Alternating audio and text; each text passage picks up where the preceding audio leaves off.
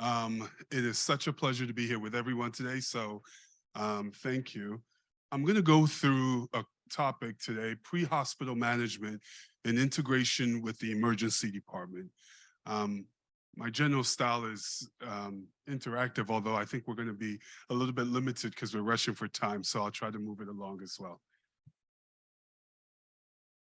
So I have been lucky to be invited to get to enjoy your beautiful city of Cartagena.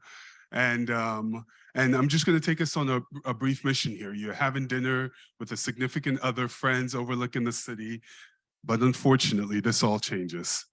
On your drive back, you see this. Um, you're not expecting this. You didn't mean to interact. You don't even sure if you should interact. But this is what you see on the side of the road. What do? What should you do? What is the best response? Should you engage? Should you get involved? This has unfortunately happened to so many of us as healthcare professionals. I remember the first incident I was at a grocery shop, and somebody collapsed, and I looked at them completely powerless, right? Because it's hard to engage when you're not in a hospital setting. It feels like we have superpowers. Certainly, we do a lot in healthcare. Um, we are all very much engaged, and many of us, our powers are really ensconced in what we have and the tools that we have in the hospital setting. Unfortunately, when we're outside of the hospital setting, we feel powerless. And we don't know exactly what to do. I remember looking at the person who collapsed, completely in shock. Here I was, a very highly trained professional with no tools, no ability to intubate, no ability to take care of the patient. All I simply had was someone who had collapsed in front of me and nothing. And that's hard, that's stressful. And that, in a nutshell, is the pre-hospital environment a little bit, to give you a context of the powers that we have in the hospital context and what we have to kind of design to ensure that the care that we deliver in the pre-hospital context is different. So lots of models have been promulgated around how we take care of patients in the pre-hospital environment. And there are kind of two reigning theories out there. There's one, which is the scoop and run. You can call it the load and go. I think other people have like 20 different euphemisms for it, but ultimately it's don't do anything, grab that patient and get them into the hospital as soon as possible. And then there's the other category of interventions, the stay and treat, or stay and play, or play and all. It continues on and on. So these are the paradigms that we have to help us make decisions about what we would do and what can we do about this patient and this team on the ground. I'll come back to this concept a little bit and explore this a little bit further with you. Conceptually, part of what's informed our trauma care is this concept of the golden hour. If you are engaged with the training that's put out there by the American Trauma Advanced Trauma Life Support System, the ATLS system, you'll know that they go on and on and on about this concept, very much of the golden hour. This idea is that there's a huge mortality peak that occurs in the first minutes to hours after a specific injury that we have to address. The ATLS models a structure around this resuscitation, but there are other models around it. Ultimately, it's this concept of the ABCDE response for trauma. If we look at this bimodal distribution, the original data around this is really stuck in this format. You'll see, this is the light, that there is a huge, and the red line represents the historical peak of death of patients who die. And then there's a second kind of modal peak of patients who die. In advanced systems of care, there is more data. It doesn't necessarily look simply like the bimodal distribution that people have thought about. Baylor et al., for example, looked a little bit more about their data at a trauma center and saw a little bit more of a trimodal peak. which is effectively, these are the bars. The bars represent more current data in the 2009, I think, where the data up above shows death, immediate deaths in the field. Purple is deaths once they get into the hospital. And you can see that there's a huge cohort of patients who die, that's for sure. But there are maybe two, and then 1, 2, and then these are weeks out of the original injury, several delays about patients who have delayed death. So that it isn't just simply only a bimodal distribution, but perhaps in advanced systems of care, there are other peaks and buckets of patients who die. Ultimately, in the first cohort of patients who die, when they looked at the data around those who died prior to getting to the hospital, 80% of them were deemed as having non-survivable injuries. Coming back to the scoop and run model again. This has informed systems of care in a broad way. If you look at the Franco-Germanic models, they really explore the stay in play or the stay and treat model. They have often in those systems of care, physicians who are embedded as part of the EMS crew who go out into the care setting, who run resuscitations. They also have extraordinarily impressive critical response teams. We've seen data and collaborations with our colleagues in Europe who show ECMO in the field and ECMO activation, Roboa activation in the field. So completely different systems of care. The American Anglo model is really more based on the load and run. Certainly, we have advanced EMS systems, particularly out west, but all over in certain pockets of the United States where they do more interventions. But ultimately, the principle in the American system is to get the patient to the hospital. In most developing countries and developing models of EMS care, there's a lot of variety around this space, but more and more the load and go is the paradigm for which they base their systems on, simply because just the access to have these complicated Franco-German models are really hard. You have to have a very advanced system of care to put that forward. The epidemiology of trauma is local, right? And it also informs the systems of care that you'll put forward. Looking, for example, at in the United States, we have a huge amount of penetrating trauma, and trauma leading cause of death, any age group lower than 40. You can see unintentional injury, suicide, homicide. So lots of penetrating GSW, gunshots, knife wounds that are part of that story.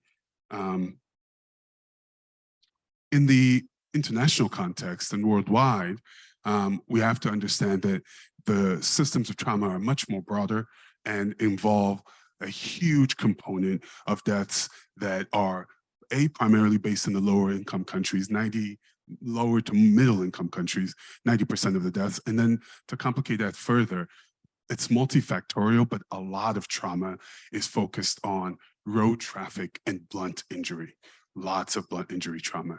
And so trauma systems have to be prepared for that and prepared to manage that. I'll come back to that slide. Overall, this study was a fascinating study, Mock et al.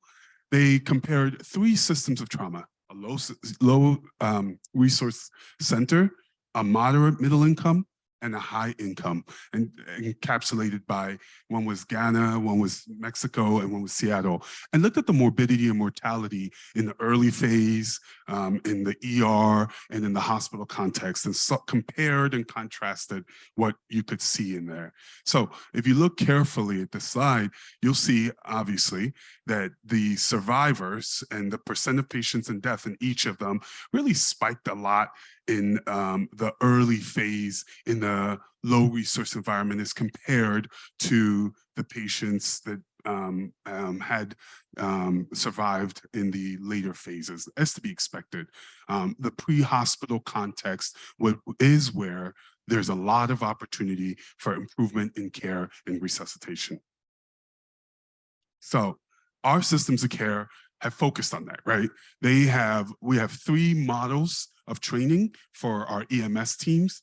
There's the EMR, which is effectively the first responders, our police, our fire people. They're trained with basic life support training, life support interventions, basically how to give basic resuscitative care and get patients to the hospital.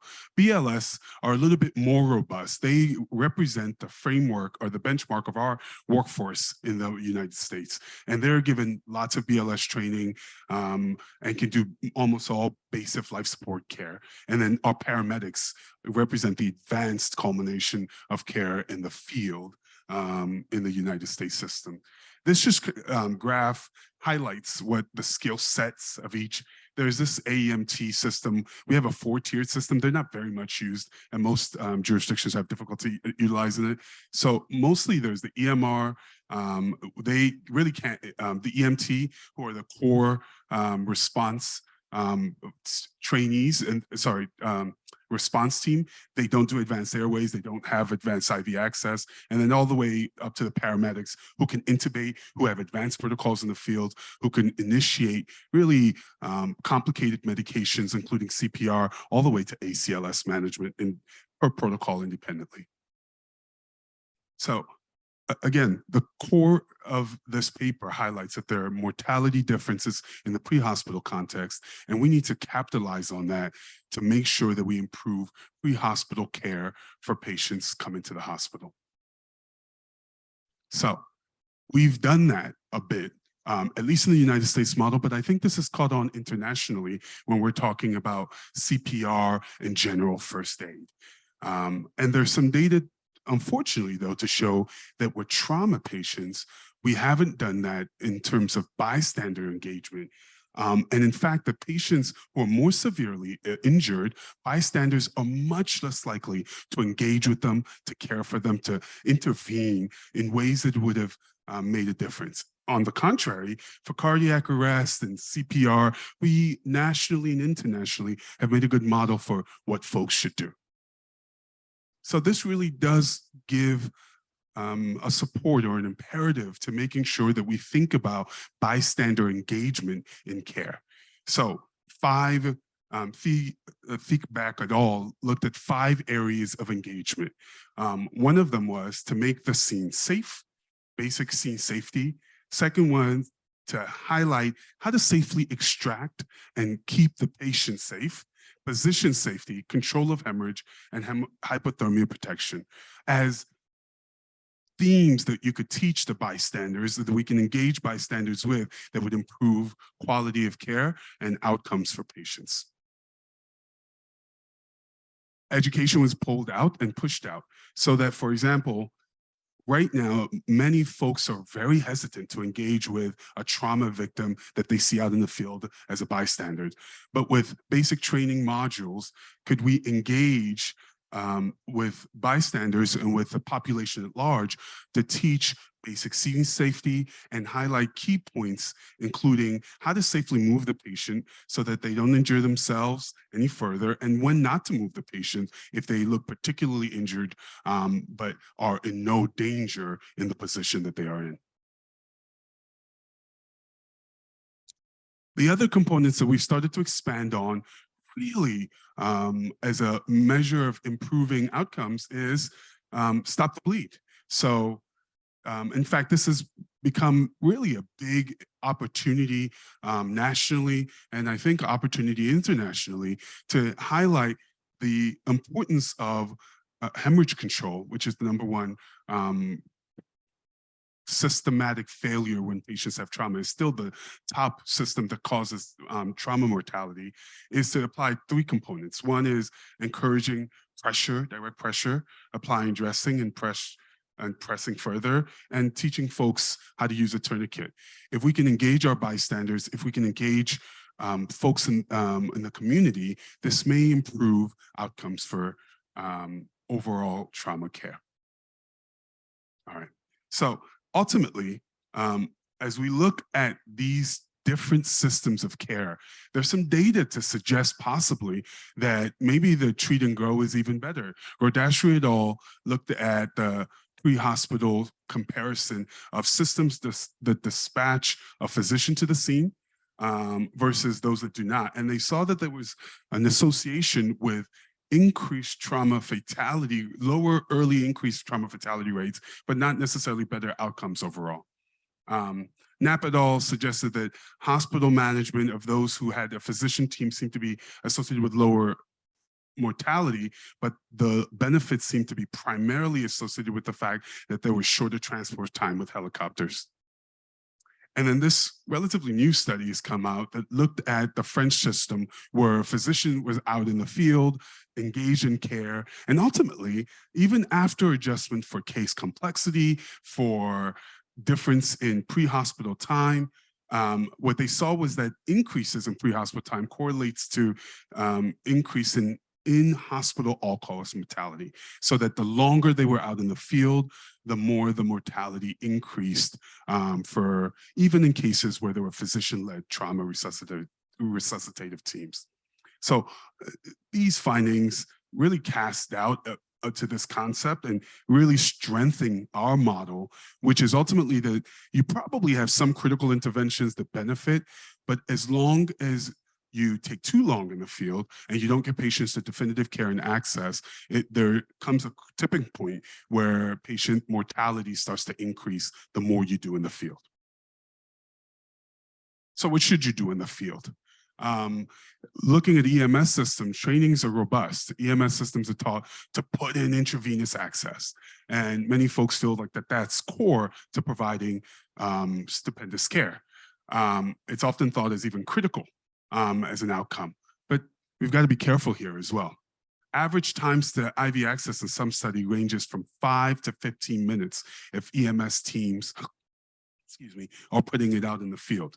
So you've got to balance obtaining access against the transport times. If transport times on average in a city or more urban jurisdictions are 3 to 15 minutes, then it doesn't make sense to keep the patients in the field just to gain IV access if it doesn't advance care significantly.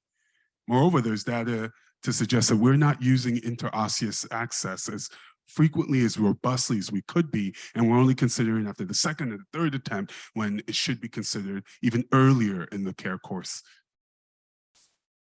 Ultimately, and we'll talk a little bit about this, but early fluid resuscitation on top of that is dubious at best in terms of how aggressive you want to be about fluid resuscitation. So if the patient is not in need and there's no specific benefit to be identified, including intubating a patient or significant hemorrhage, then really getting the patient to the hospital is the best care, even foregoing IV access at times.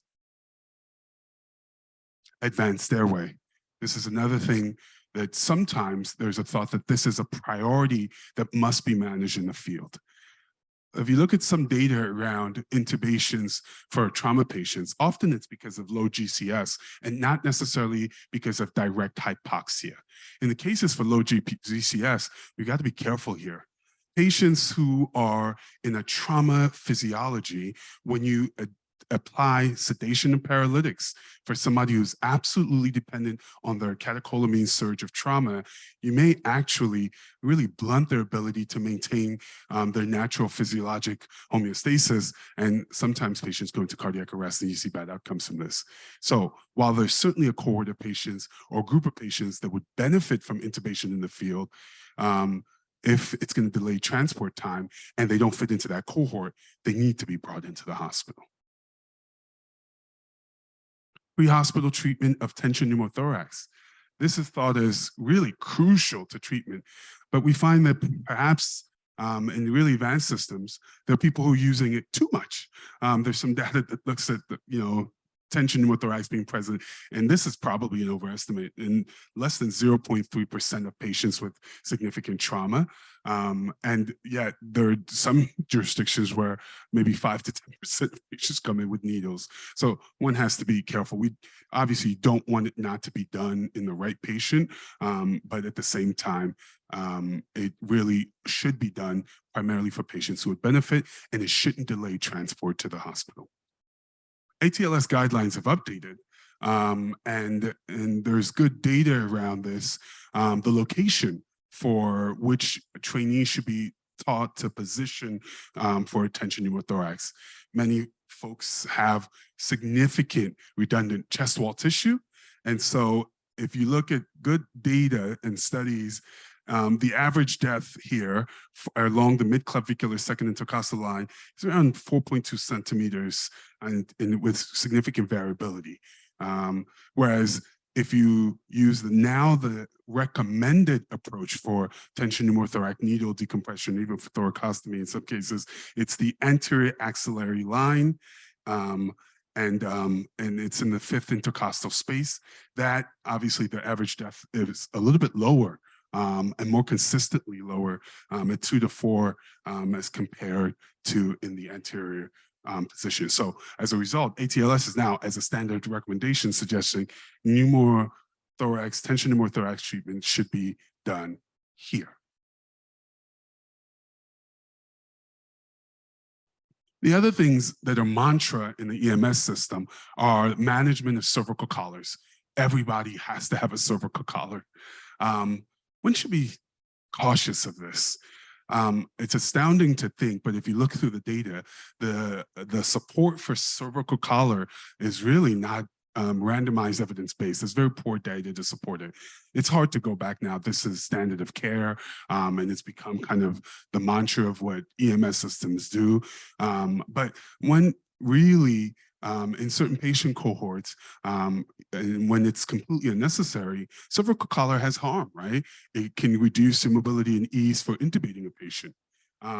Moreover, for patients with a cervical collar who have penetrating injury, for example, have no evidence of significant trauma that would even suggest the need for a cervical collar, this really can obfuscate and slow down need for care.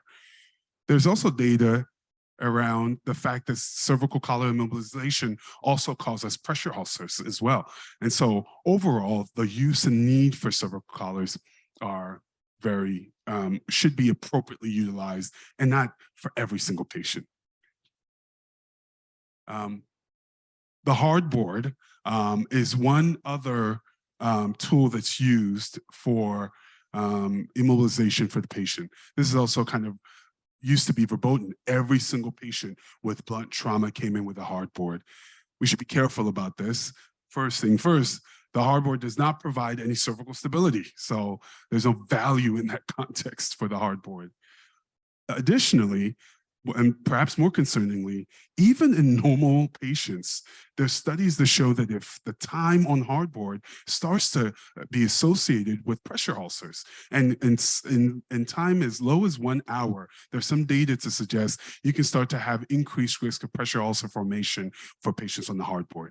Now, do people still use it maybe for ease of transport temporarily, perhaps if you have short transport times, but using it routinely for patient care and advocating for it is probably not. So as soon as patients get into, not the right idea. So as soon as patients get into the hospital, you should immediately get them off the hardboard as soon as possible.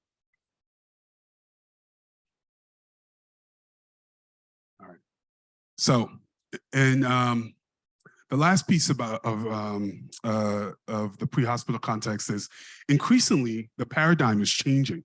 So rather than thinking about trauma as just pure A, B, C, D, there's increasing focus on the catastrophic trauma patient who has significant hemorrhage that can be contained. Because if you have a patient with significant hemorrhage, they could bleed out in minutes, perhaps even more quicker than an airway catastrophe can get to them. So there's been a redesign and remodel for a construct that suggests that people think about catastrophic hemorrhage and then go down the normal ABCDE of trauma. So you're coming from dinner, see this trauma. So what should we do? We should call for help. Pre-hospital notification is critical. And if you don't have systems of care where you have collaboration, whether it's in private ambulance groups or public ambulance groups, and that they call in, this is very helpful. It provides critical information, age, sex, mechanism, vital signs, all of that should be given and provided to the team. In 2020 in India, low resource environment, they put together an app and they were able to communicate key and basic information to the hospital and saw some significance in risk of patients dying, some mortality of about 5 to 10% reduction in patients dying on arrival to the emergency department, simply because the emergency department teams can mobilize and be ready for care. All right. Moreover, ultimately, it also allows for high fidelity notification for hospital protocols. So notification of critical staff, emergency medicine team, trauma surgeons, obstetrics, security, nurses, preparation of critical equipment, and also resource preparations, X-ray, CT. In fact, we looked at the number of our trauma pager one time. It went out to like over 100 people to kind of prepare and give a notification of some sort that a trauma was coming, so our hospital systems could be on the ready. The Joint Commission also highlights this current conversation about handoffs. And ultimately, my focus on handoffs here is to really highlight the fact that when EMS comes into the hospital setting, it's actually very imperative that there is some structure around how handoff is made. This is one, there are a million handoff tools. MIST is perhaps the most popular currently that's gaining currency. What it does is it structures your EMS team so that when they come in and they give handoff, they tell you about the mechanism, they tell you about the injuries identified head to toe, any deformities, injury patterns. They tell you about the signs and symptoms, so you get your vitals, and you also get the heart rate and GCS, and of course, what interventions that they've given to the patient, so the treatments. There's a couple of studies that looked at this, and what they found was improvement in when they surveyed the emergency department team in saying that they got the right information, in getting all the pre-hospital treatment, and reduced need for interruptions, and also just general positivity about handoff, which, as we know, is a core safety issue.